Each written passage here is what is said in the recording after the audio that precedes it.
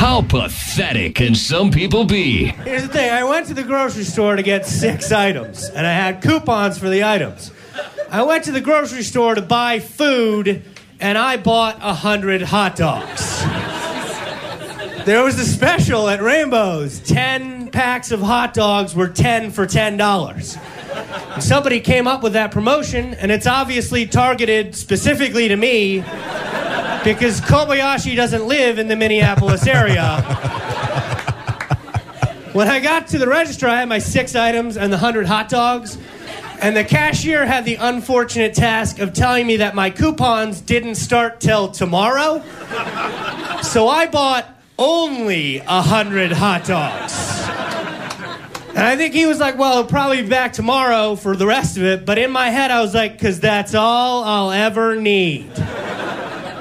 I didn't even buy buns or mustard. I was in such a religious state of hot dog ecstasy that I was just like, no, dude, I'm just going to raw dog it. Which, by the way, if you ever tell your girlfriend that you bought 100 hot dogs, don't say that you're raw dogging it. Because that means something different to them. Dumbass of the day. 93.3 KZOZ. All right. In Slough, that's where the British Office was filmed, or took place, I should say. Slough? Slough. Oh, Slough. Slough. It's spelled like American, we would say it's Slough, but it's Slough over there. And I only know that from watching the British version of The Office. There's a cemetery over there. And at the cemetery, they've had the same woman attending nearly every funeral for 14 years. Okay? She comes by. Remember we used to do something called hot dog, what was it? Free Hot Dog Fridays or something like that? Yeah. Rockin' Dogs we did for a while, and then we did Free Hot Dog Fridays. And then we just like bought our own and then made our own hot dogs. No, we always had a guy. There was a guy. There's always a guy? Yeah. Always a legitimate hot dog? I missed that because those were good hot dogs. They were good hot dogs. The problem is we had a lot of people that would just show up for the free lunch. They would hear about it on the radio, and like we would do it at a business, and you know the main goal is to get you to go in and check out some of the deals at the business. Well, we'd have people that would be there every week. They didn't have any money because they usually would show up with their house. I remember one guy that used to frequent our Hot Dog Fridays ended up on the news. Yes. He was scaring kids in a Grover Beach park. Yes, that guy. And then at that point, we're like, well, maybe we should stop doing the free Hot Dog Fridays. They're not going to stop doing funerals, so they had to crack down on the woman at the Holy Redeemer Church in Slough. 14 years. She always stays for the free meal afterwards, the reception that you speak of. That takes balls. Yes, it does. I mean, it's one thing to go to Costco and take all the free samples every week, and everybody gets to know you and all that kind of stuff, and that's how you do your thing. But to go to somebody's funeral, does she work for the church? No. Father Noah Connolly said, every funeral we have, she comes. And if there's a reception afterwards, she makes her way to the reception without invitation. Well, why don't you stop her, Father? She's been coming and going since I've been here for the past 14 years. So it's a tradition now, so it's okay? Yeah. No, it's not okay. She recently was on hand at Katherine Whitehead's funeral. She chatted up the friends and the family of Katherine Whitehead, then gobbled up a box of food and then left. She even hitched a ride from Catherine's brother from the church to the wake. Oh, my gosh. Hey, do you mind if I get a ride? I'm hungry. You guys got an amazing spread here at the church. I could only imagine what the wake's going to be like. You think about it, though. I mean, it's the perfect scam because no one's going to question you because everybody's, the family's very sad. They're not going to, they don't care who's there. Mm-hmm. But everyone else who might recognize you or might figure it out, they're not going to say anything because they don't want to cause a scene. It's somebody's wake. One family member was very distraught.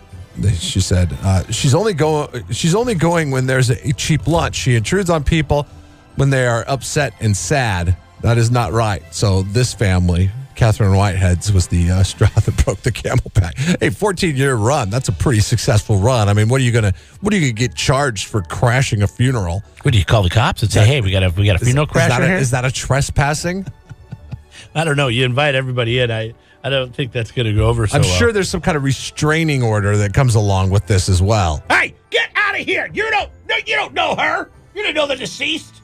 You don't know Whitehead. See, this puts the father in a very, not the father of Catherine Whitehead, but Father Noah Connolly of the church, in a very tight spot. Yeah. Because what are you What kind of father are you? You cannot tell people, sorry, we know that you're only here for the free lunch when you are speaking as on behalf of the big man upstairs, right?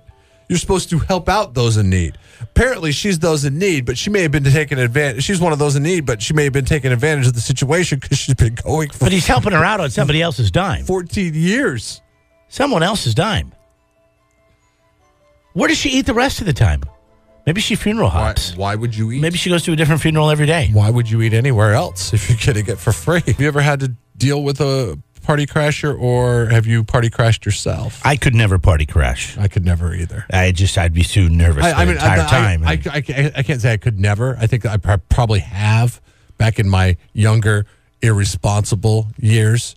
God, why am I thinking that there was a wedding that you and I did, and in the next room over there was another wedding or some sort of a party, and after we packed up our stuff, it was really late. We went over there and we had a few drinks because they had an open bar. It was at the University Inn in Moscow, Idaho. Yeah, where the University of Idaho is. Yes. Okay, so We I'm did not do crazy that. about We that. did do that, Okay, yeah. so that's close. But it was late, and everybody was kind of leaving anyway. Didn't we know somebody that was like a company Yes. party or something like that?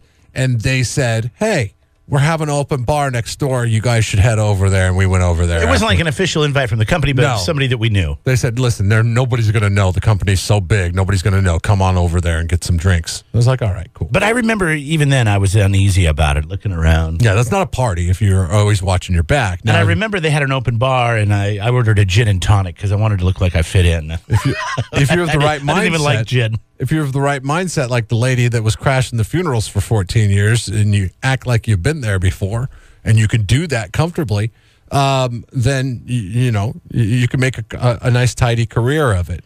There was one time a guy crashed a party, and we sent him to the hospital. Don't. Not in the way that you would think that we sent him to the hospital. He crashed the party. And we're like, dude, does anybody know this guy? And everybody's like, no, nobody. I have no idea where this guy came from. No clue whatsoever. And this guy's drinking everybody's liquor. He's like, like walking through. Like, remember that scene in Kingpin when Bill Murray walks into the bowling Yeah. center and he grabs the piece of pizza off the guy's plate and he tries to eat it, or he does eat it because he's the best bowler. That is what this was like. This guy's walking in, drinking everything left and right, talking everybody up. Clearly a party crasher. So our grand idea was to teach the guy a lesson. And that's what we did. We're like, hey, dude, buddy, you're the life of the party. What's up? How about you do a beer bong, buddy?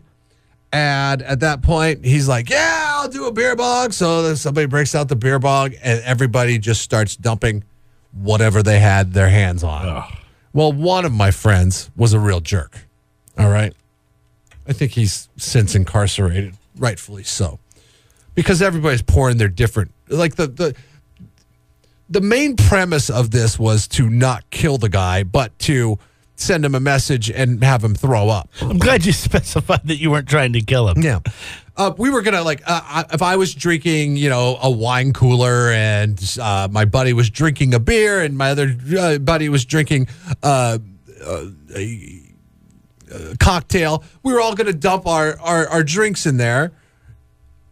And he would be grossed out by the taste of it and then be like, oh, you guys are gross. And we'd be like, all right, dude, you shouldn't be here. Get out of here.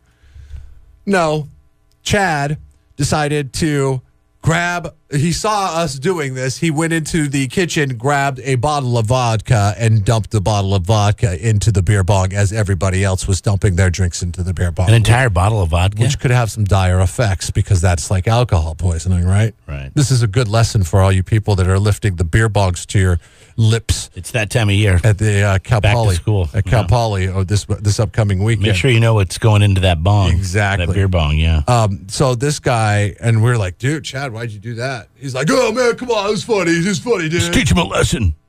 Shouldn't be crashing our party. F that guy, man. So, keep in mind, the guy had been drinking a lot already to this point. About 20, 30 minutes later, the guy's just laying down in the yard out in front of the house. Face down or on his back? He's laying in the fetal position, so on his side, but curled up in a ball. Now, this is the Pacific Northwest in the fall, where temperatures are typically around the 40s at night? mid-40s, low 50s. Not laying outside weather by any stretch. And this guy, I looked at my friend, I was like, dude, we got to do something with this guy. The last thing we need would be somebody dying at a party that would ruin parties for the rest of eternity. And my other friend said, you know what? You're absolutely right. So we grabbed Jason, who typically was not a drinker, was not drinking at all that night. He had a truck. And we're like, Jason, we're going to throw this guy in the back of your truck. The hospital was only a couple miles away. We knew where the hospital was. We took him up to the hospital, and we just dropped him off at the ER. I think I went in. Yeah, I went in. And I told the ER people, I was like, listen, this guy is out in the bed of his truck, and he could be in some serious trouble because somebody just gave him a bottle of vodka in a beer bong. And they're like, okay, we'll get some medical staff out there. Got the medical staff out there. No questions were asked of me or of any of my friends. That's good. A lot of people wouldn't do that. I'm glad you did that. I don't know if in this day and age you would go unquestioned, but in the mid-'90s when this happened, they were just thankful that we were good Samaritans in this case and brought them to the thing. But the lesson here is two lessons, I would imagine. Never trust anybody that is a stranger that is holding a beer bong up for you, right? Right. Very good point. Be like, oh, yeah, I'm the life of your party, even though I've never met you before. I totally trust you. And two, don't crash people's parties. Because then you'll get the mystery beer bong. Don't do the beer bong. All right. That's a good rule of thumb too. The beer bong never ends with good consequences. We worked with a guy who was older, who moved here from Vegas. He was much older than us, 20-something years older than us. He wanted to hang with us. Remember what we did that night? You want to do a beer bong? We did a shot, a beer, a shot, a beer, and then like 2 shots on top of it. He passed out. In the beer bong. You guys did the Chad to him. Well, I wasn't a part of it. I was just there at the party. You said, remember what we did to him. Well, the group. Meaning we were all there. Terrible. Just terrible stuff. Stay away from beer bongs. Jeff and Jeremy in the morning. 93.3 KZOZ rocks.